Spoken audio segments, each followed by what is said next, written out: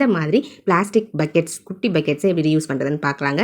இந்த பிளாஸ்டிக் பக்கெட்டை வந்து பார்த்திங்கன்னா நம்ம சூப்பராக வந்து ரீசைக்ளிங் பண்ணிக்க முடியும். அதுக்கு நான் வந்து பாட்டமில் குட்டி குட்டியாக ஃபஸ்ட்டு ஹோல்ஸ் போட்டு எடுத்துக்கிறேங்க. ஹோல்ஸ் போட்டு முடிச்ச பிறகு இதுக்கு மேலே டெக்கரேட் பண்ணுறதுக்காக நீங்கள் கிஃப்ட் ரேப்பர் இருந்தால் கட் பண்ணி ஒட்டிக்கோங்க. அப்படி கிஃப்ட் ரேப்பரோ இல்லை வந்து எதுவுமே இல்லை அப்படின்ற பட்சத்தில் இந்த மாதிரி நம்ம ஷாப்பிங் பேக்ஸ்லாம் இருக்கும், கிஃப்ட் பேக்ஸ்லாம் இருக்கும் இல்லைங்களா, அந்த பேக்குடைய நல்ல போர்ஷன்ஸ், அதாவது உங்களுக்கு பிடிச்ச போர்ஷன்ஸை கட் பண்ணி இந்த இடத்துல வந்து ஒட்டி விட்டுருங்க. அதாவது அந்த கண்டெய்னரை சுற்றி வந்து பார்த்திங்கன்னா ஒட்டி எடுத்துக்கோங்க.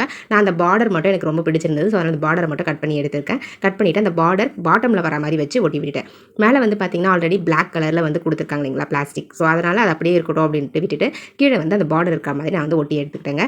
பாருங்கள், ஃபுல்லாக சுற்றி ஒட்டி முடிச்சிட்டேன். அவ்வளோதாங்க, வேறு எதுவுமே பண்ண வேண்டியதில்லை. நம்மளுடைய சூப்பரான பிளான்டர் வந்து ரெடி ஆகிடுச்சு. இந்த பிளான்டரை நீங்கள் ஒரு ஹூக்கில் கூட ஹேங் பண்ணி நீங்கள் அழகாக குட்டி குட்டி பிளான்ட்லாம் வச்சு யூஸ் பண்ணிக்கலாம். இண்டோர் பிளான்டராகவும் யூஸ் பண்ணிக்கலாம், அவுட்டோர் பிளான்டராகவும் நீங்கள் யூஸ் பண்ணிக்க முடியும். ரொம்பவே கம்ஃபர்டபுளாக இருக்கும், ரொம்ப யூஸ்ஃபுல்லாகவும் இருக்கும், ரொம்ப ஸ்ட்ராங்காகவும் இருக்கும், பார்க்க ரொம்ப க்யூட்டாக இருக்குங்க. பாருங்கள் எவ்வளோ க்யூட்டாக இருக்குன்னு சொல்லிட்டு. இந்த பிளான்டர் உங்களுக்கு பிடிச்சிருந்தது அப்படின்னா மறக்காம இந்த வீடியோக்கு ஒரு லைக் தட்டி விட்டுருங்க.